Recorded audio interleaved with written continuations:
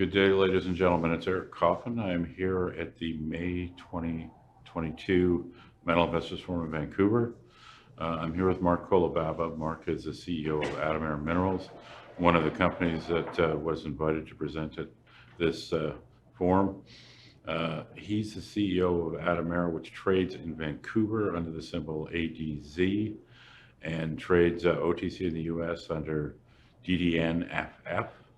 Adamera has been around for a while, and for the last several years, Mark has been focused in an area of northeast Washington State broadly called the Republic Camp.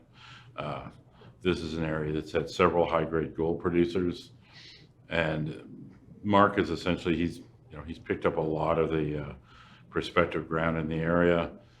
You've got sort of one big block of ground that you've done a joint venture agreement with Hochschild, well-known South American producer. And then you have a newer project that's 100% Adamera, and that you clearly want to keep 100% Adamera for the time being, because you're planning to be testing both. I mean, you're sort of at the point now where you're kind of ready to drill on several fronts, right? Yeah.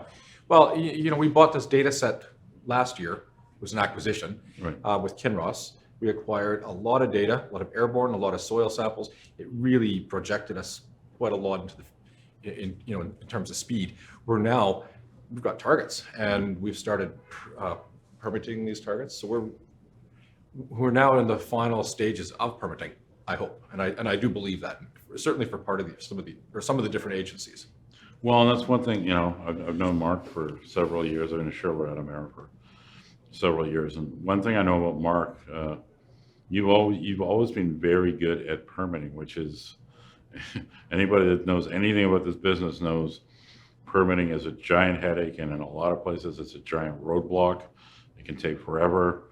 Let's be polite and call them previous owners of the projects in the Buckhorn area, they ran into some real issues with permitting for reasons that we won't bore you with here, but it wasn't just, it wasn't an environmental thing. It was probably more a political thing, really. But I mean, you seem to be very good at putting together these sort of manageable sized, sets of drill targets where when you go to the state or the BLM or Forest Service, it's something manageable, and you seem to be able to get these things through pretty quick. And we keep it small, and we deal with each agency on a one-by-one basis.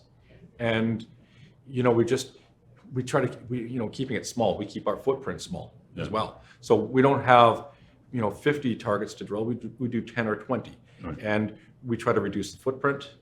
And when we're finished the drill hole, we reclaim it immediately. And I think that gives them a lot more confidence in what we're doing. So they can come out halfway through the season, they'll see some of those holes are completely reclaimed except for seed. Right. So we do that really quickly, and I think it does give them confidence. Yeah. Okay. So you're close to the end of permitting for Buckhorn, and you're also going to be doing more work this year with Hochschild, with the JV partner on the Cooke Mountain. So. Yeah. We don't have a finalized budget yet for the Hochschild project, but we do have targets to drill, and these are relatively low cost programs. They're shorter holes because some of the mineralization we hit was quite shallow. They're low cost. They're easily accessible. So that's something I really do think will get done.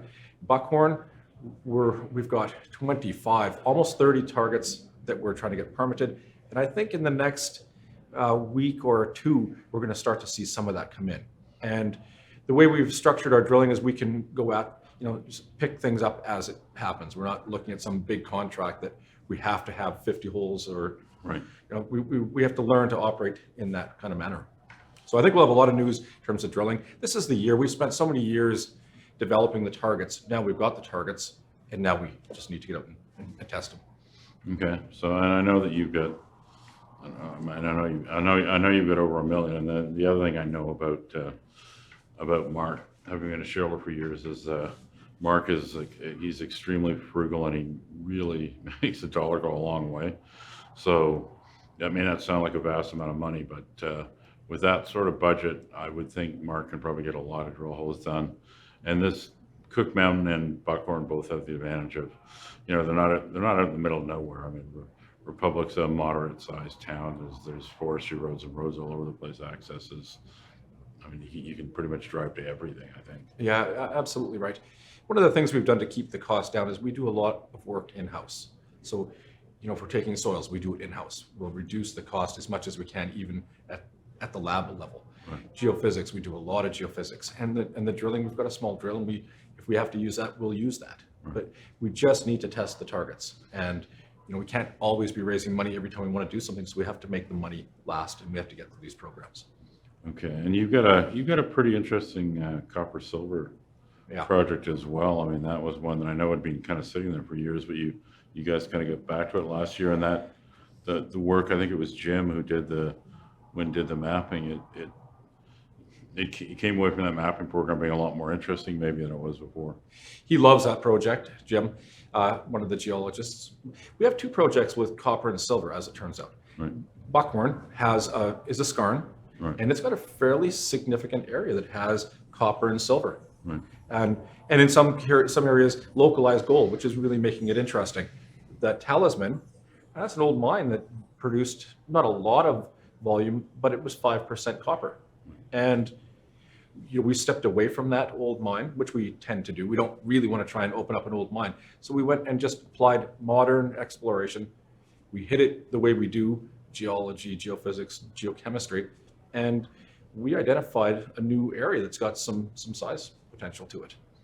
But high values, almost 5% copper, over 1,000 grams per ton silver. I mean, that's the kind of stuff that we're looking for. And it's on a road system not too far from Trail, the smelter and Trail that Teck owns. Yeah. So within 95 kilometers, that's almost unbelievable. So when do you think you'll be in the field then? Pretty soon? We're already in the field. Okay. So we've got full crew on the ground. Okay. We're doing surveys at Buckhorn. Okay. So we've got our 24 targets that we want to get drilled this year. We've got guys on the ground doing them. So some of those targets, we're doing extra EM on the ground just to make sure we know exactly where they are. We don't want to miss. Right. And doing these extra steps are really important for us to give us confidence, and just it's your last shot to make sure that you're pointing the drill at the right direction, right, with the right target. Okay. So 25 or 30, I mean, just at Buckhorn, I suspect that many again across your other projects, targets that have been worked on for years. They're multi-level. It's not just like one rock sample. It's rocks, soils, IP, EM, mag, VLF, you name it, SP. I mean, you guys kind of do everything. We do it all, actually. Yeah. Yeah. Try to get as many layers as you can. So these are, strongly developed targets, ready to go. This could, this could be the year for Adamera. I mean, it's been a long time coming, but I don't think you've ever had this many targets with this much underlying data to support them. Right. I mean, there were times in the past where we had a lot of targets, but they were very, kind of loosey-goosey, some of them. This stuff, you've got very big databases underlying the targeting. You really picked up on something interesting, that we do a lot of different surveys. And, you might say mag works, but it doesn't work on everything. EM works, but not on everything. So sometimes you have to use SP, IP, geochemistry, and it's that kind of procedure that finds anomalies. And what are deposits but anomalies? So right, that's what we're really trying to do. Okay. Very interesting story. Lots of charting, and there should be lots of news flow this year. Buckhorn's a really interesting looking project. There's very nice looking zones on it already. Those will get drill tested. Adamera Minerals, ADZ on the venture, GDNFF, OTC in the US. Thanks for coming by, Mark. Hopefully this year is the year for Adamera. Thank you very much. I really appreciate that. Okay.